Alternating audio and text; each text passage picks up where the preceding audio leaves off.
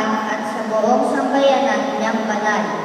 Ama naming lumikha, bigyan mo ngayon ng sambayanan ng mga kaloob ng pagkakaisa at kapayapaan na ibinahihiwatig ng mga alay namin sa paghahaing pinagdiriwang sa pamamagitan ni Jesucristo kasama ng Espiritu Santo magpasawalang hanggan.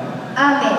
Sumainyo ang Panginoon. At sumayo rin. Itaas sa Diyos ang inyong mga puso at diwa. Taas na namin sa Panginoon. Pasalamatan natin ang Panginoong ating Diyos.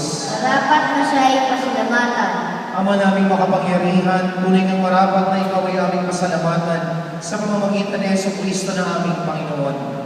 Noong huling hapunan, siya'y nakisalo sa kanyang mga alagad bilang alaalang pagtubos na laging kasalukuyan at walang wakas.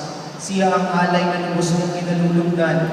Sa huling hapunan, kami nagsasalo upang ganap kami mapalapit sa iyo sa pagkakaisa ng lahat ng tao na pawang nananalig sa dakilang pag-ibig mo. Sa pagsasalong ito, kami iyong inilingap upang sa iyong anak kami makatulad. Kaya kaisa ng mga anghel na nagsisiawit ng papuri sa iyo, nang walang humpay sa kalangitan, kami nagbubunyi sa iyong kadakilaan.